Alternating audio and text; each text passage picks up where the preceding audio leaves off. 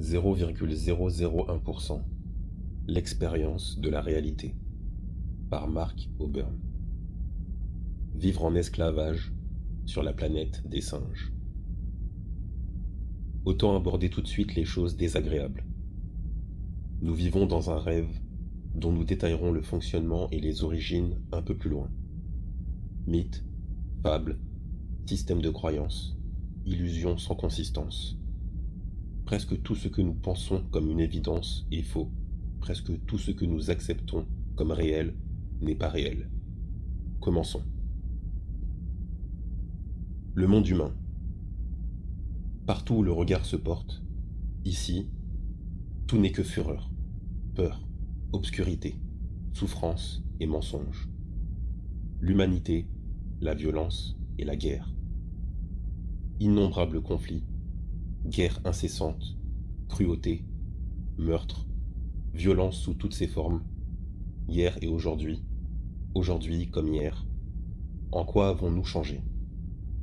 Le massacre des Arméniens, le génocide des Juifs, l'extermination de peuplades africaines par leurs voisins, leurs semblables, les exactions des humains envers d'autres humains. Quelle terre est épargnée? Quel peuple est pacifique? L'histoire des hommes, des fleuves de sang, des océans de larmes, depuis toujours. Petits meurtres de mafieux et de criminels, grands meurtres d'hommes de pouvoir qui envoient à la boucherie des millions de leurs semblables, agressivité de tous les jours, méfiance, défiance envers nos voisins, nos collègues, jusqu'à notre famille. Chacun d'entre nous porte une armure, absolument réelle comme nous le verrons plus loin. Chacun d'entre nous fait la guerre, ici, maintenant. Les seules différences résultent des moyens et des pouvoirs dont nous disposons. Que sommes-nous donc? Qu'est-ce qui a pu nous faire croire que voici les créatures les plus évoluées de l'univers? L'humanité et ses religions. Nos religions sont à l'image de ce que nous sommes. Elles nous présentent des dieux vengeurs qui ordonnent des exterminations. Ces dieux nous font plier sous les rituels, les interdits, la dévotion. Ils nous font croire que pour quelques années d'efforts dans ce monde, nous gagnerons peut-être l'éternité. À faire quoi au juste? Les livres de référence des trois grandes religions monothéistes dépeignent des massacres incessants ordonnés aux élus par Dieu.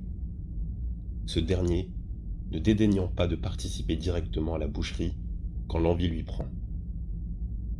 Dans un grand nombre de cas, il est précisé que des humains sont massacrés jusqu'au dernier.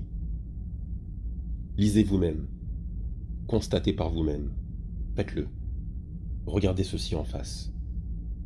La religion offre la possibilité de torturer et de massacrer son prochain sans culpabilité. Mieux, elle apporte le chaud réconfort du devoir accompli et la promesse d'être récompensé pour des actes d'aussi haute qualité. Combien de morts, coupables de n'être pas dans la bonne ville, ou de penser incorrectement, ou tout simplement de ne pas être élus. En proportion de la population terrestre de l'époque prémoderne, Dieu et ses élus battent tous les records de tuerie. Hitler, Staline, Mao et leurs semblables sont de pâles imitateurs. Inquisition, croisade, torture, djihad, tout est permis. Les inquisiteurs n'ont pas du tout été gênés par le Nouveau Testament qui prône l'amour universel. De nos jours, les terroristes de tout poil frissonnent d'extase à l'idée de se faire exploser au milieu d'une foule d'humains, même si certains de ceux-ci sont des coreligionnaires. Dieu reconnaîtra les siens. Voilà un des nombreux concepts que tous les assassins partagent, quel que soit le Dieu en question. Les prélats de toutes les religions donnent invariablement pour consigne de contaminer le maximum d'êtres humains avec le système de croyances qu'ils défendent. Et ils chargent aussi les membres de la communauté d'éradiquer tout être humain qui ne se rallierait pas à ces idées. Cherchez et vous trouverez cette consigne précise dans les livres de référence des religions monothéistes. Grosso modo, les chrétiens, les juifs et les musulmans sont d'accord à 95%, ce qui leur donne les meilleures raisons du monde pour se massacrer les uns les autres. précisément sur ces sujets, et régulièrement au fil des siècles. Tout cela sous le prétexte d'infimes différences d'interprétation à l'intérieur des religions, catholiques et protestants, sunnites et chiites par exemple. Plus ils sont d'accord, plus ils s'entretuent. Si l'on veut être un tout petit peu lucide, après tout, c'est le sujet de ce bouquin, toutes ces histoires de guerre religieuses ne sont qu'un emballage particulier pour expliquer qu'il faut absolument s'accaparer les biens de tel ou tel autre groupe d'êtres humains. L'humanité, ses religions et ses paradis. Après ce monde de fureur, y aurait-il de l'espoir? Si Dieu est remarquablement précis quand il ordonne des tueries et quand il dicte ses consignes sur la dévotion, les rituels et les interdits, Dieu aime beaucoup interdire, il reste bizarrement évasif sur les récompenses qu'il a réservées à ses plus fidèles sujets. Le paradis, par exemple, les critères d'entrée. Si l'on fait le compte des bonnes actions et des mauvaises actions, qu'arrive-t-il si les deux choses s'équilibrent parfaitement ou à peu près? Sur des centaines de millions de cas, cela doit bien arriver de temps en temps. Ou pire, s'il y a un tout petit peu plus ou un tout petit peu moins de bonnes actions pour faire pencher la balance d'un côté ou de l'autre, alors le type fonce droit vers l'enfer ou le paradis pour ce tout petit écart? Et est-ce que le gars qui a plus de 90% de bonnes actions est dans le même paradis que celui qui est à 50,001%? Ou bien y aurait-il des étages dans le paradis? Alors combien d'étages? Il faut avoir une pensée pour le pauvre gars qui est à 49,999% et qui se retrouve en enfer à un poil près. Minute. Il y a le purgatoire. Combien de points faut-il marquer pour y entrer? Combien de temps y reste-t-on? Et après on se retrouve dans le même paradis que celui qui a totalisé 99%. Un juif peut-il se retrouver au paradis chrétien ou au paradis musulman? Si vous êtes chrétien, absolument tous les pauvres bougres qui avaient une autre croyance vont-ils droit en enfer ou disparaissent-ils dans le néant? Normalement, si l'on suit la règle des critères d'entrée, un seul paradis devrait exister. Et encore, c'est un maximum dans le cas où l'un des trois groupes aurait eu la chance d'avoir raison. Un peu par hasard, il faut bien le dire. Quelle est la journée type au paradis? Que fait-on? Le temps existe-t-il? Est-il vrai que si vous êtes un bon musulman, vous aurez à votre disposition des dizaines de vierges? Qu'allez-vous faire avec ces vierges? Quel est l'intérêt de simuler l'acte de reproduction dans un monde où cela n'existe plus? Ou bien continue-t-on à se reproduire? D'où viennent les enfants alors? Que va penser votre épouse si par hasard elle se retrouve aussi au paradis? Va-t-elle devenir copine avec vos vierges? Aura-t-elle le même genre d'avantage ou bien est-ce réservé aux hommes? Dans ce cas, il est objectif de dire qu'il y aura beaucoup plus de femmes que d'hommes dans le paradis musulman. Ou bien il y a un paradis pour les femmes et pour les hommes. Et les vierges en question, d'où viennent-elles? Dans ce paradis, sont-elles dans leur paradis ou dans leur enfer? Que se passera-t-il quand l'homme à qui elles sont dédiées sera fatigué de les voir? Sont-elles périodiquement renouvelées? L'éternité, c'est long. Et pour les homosexuels, comment cela se passe-t-il? Vont-ils systématiquement en enfer? S'ils vont aussi au paradis, ont-ils les mêmes avantages que les hétéros, ou bien y a-t-il de la discrimination divine? Contrairement au paradis musulman, le paradis chrétien devrait être réglementé par la monogamie. Mais si votre époux ou épouse n'a pas réussi le concours d'entrée, allez-vous rester seul ou seul pour l'éternité? Ou bien y a-t-il des arrangements? Quels aspects aurons-nous au paradis? Si nous mourons à 90 ans, aurons-nous la tête d'un gars de 90 ans durant l'éternité? Dans ce cas, il vaut mieux mourir jeune. Le pauvre type avec un QI de 60 se retrouve à combien au paradis? Reste-t-il ainsi pour toujours? Dans ce cas, il doit regretter son attentat suicide. Ou bien tout le monde a le même QI, ou bien il n'y a plus de QI du tout. Si je retrouve ce gars avec un QI de 60 qui a fait exploser ma famille, est-ce que j'ai le droit de lui casser la gueule tous les jours de l'éternité, ou bien y a-t-il encore plein d'interdits là-bas? Il faut se rappeler que Dieu adore les interdits. le risque est grand qu'il y en ait mis à tous les coins de rue célestes. Les choses se corsent avec les religions non monothéistes, bouddhisme, hindouisme, animisme, autant de traditions qui racontent une toute autre histoire. Mais qui a raison? Un chrétien moyen vous dira que lui a raison, parce que c'est écrit dans son livre sacré, et parce que si c'est écrit, c'est vrai, tous les autres ont tort. Un musulman moyen vous expliquera que le seul livre qui dit la vérité, c'est le sien. La vraie parole de Dieu est dans son livre, et pas dans un autre. Tous les autres ont tort. Un juif vous expliquera la même chose, avec ses propres livres sacrés. La vérité à 100%, lui seul y a accès. Tous les autres ont tort. Un hindou affirmera les mêmes choses avec autant de conviction que les autres. Les bouddhistes vous diront que les religions monothéistes ont tort. Il n'y a pas de Dieu.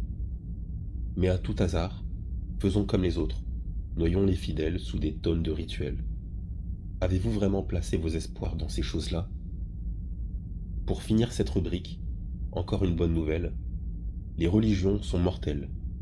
Chaque abomination de ce type a une durée de vie limitée, fût-elle de 5000 ou 10 000 ans. Nous verrons que, d'un certain point de vue, c'est très court. Elles disparaîtront jusque dans le souvenir des hommes. L'humanité présente ici, dans 100 000 ans, n'en entendra jamais parler. Organisation politique. Partout, toujours, les dictateurs sont renversés par de braves révolutionnaires qui deviennent à leur tour des dictateurs. Cuba, Afrique, Chine, Russie, Europe, Moyen-Orient. Quelle terre est épargnée? La démocratie, invention de la période antique, est le produit que l'on vous vend actuellement. Ce serait la moins mauvaise des solutions. Peut-être, mais un homme politique n'est-il pas élu grâce à des talents de manipulation de masse, conjugués à des financements inavouables? Dans les années 90, en France, les hommes politiques de tous bords ont voté une loi d'amnistie qui les protégeait eux-mêmes au sujet de ces fameux financements. Unanimité parfaite, un vrai miracle de démocratie. Ces mêmes hommes politiques votent des lois très favorables à leurs propres régimes fiscaux et à leurs conditions de retraite, laissant à leurs administrés la pleine charge de ces mêmes régimes. Quel État africain ami de notre pays n'a pas cotisé aux caisses de nos chers partis, de droite comme de gauche? Ces États financent également des personnages particuliers et misent invariablement sur plusieurs tableaux. Les journalistes ne parlent pas de cela. Pourtant, ils sont informés. Pourquoi? Cherchez et vous trouverez. Vérifiez par vous-même. Quel président américain n'a pas été élu grâce aux deniers de généreux donateurs, auxquels il reste redevable durant sa mandature? Qui sont-ils? Pensez-vous que ce sont uniquement des industriels puissants, des dirigeants de grandes entreprises? Avez-vous imaginé que les organisations criminelles et les grands pays de ce monde n'interviennent pas dans ces affaires? Pensez-vous qu'ils soient trop stupides pour cela? Ou bien n'y avez-vous simplement jamais réfléchi? Pensez-vous que les élus locaux sont tous absolument intègres? Que les systèmes mafieux, les trafics d'influence et les marchés truqués sont le fait du passé ou bien de républiques bananières? Croyez-vous qu'il n'y a pas de tricherie dans les élections de nos démocraties, tous bords confondus?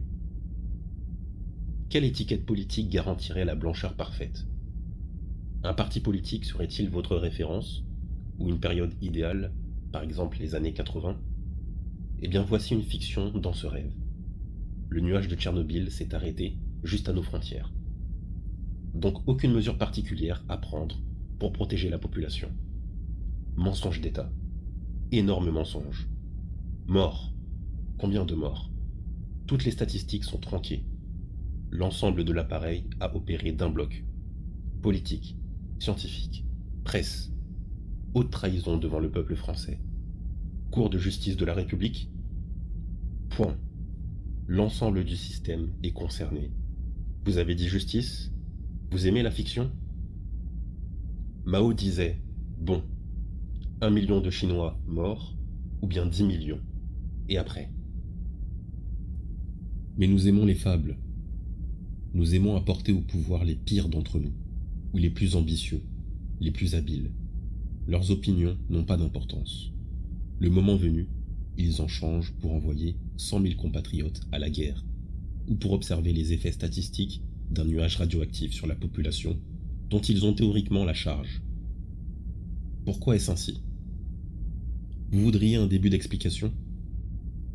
Eh bien, avant de détailler les fondements du psychisme humain, on peut constater que les principaux leaders que les groupes humains choisissent sont en fait des gens très ordinaires. Ces leaders sont à l'image des populations dont ils sont issus. Un haut niveau d'études, une très bonne élocution, une énorme ambition et le sens politique le plus accompli. Ils restent des personnages ordinaires, des humains ordinaires. Leur vision à long terme est le plus souvent limitée à l'échéance de leur mandat. Ils ne décident pas pour les générations futures, mais pour eux-mêmes et leur premier cercle, dans le temps maximum qui leur reste à vivre. Identiques au plus commun des humains, ils sont mortels. Lorsqu'ils passent, ils sont idéalisés, parfois quelque temps, puis disparaissent totalement de la mémoire collective. Encore un détail qui sera développé plus loin. Ils ne sont pas les véritables patrons. Ils ne l'ont jamais été. Jamais. La drogue, interdite officiellement dans presque tous les pays, est un moyen de s'enrichir pour nombre d'États et d'organisations internationales. Mensonge. Mensonge. Si vous avez réfléchi par vous-même, vous aurez déjà compris tout ou partie de ce qui est résumé ici. Les faits peuvent sembler trop gros pour être vrais, mais c'est bien la réalité, et elle est inconfortable. Vous allez lire ces lignes, et vous n'y ferez pas attention.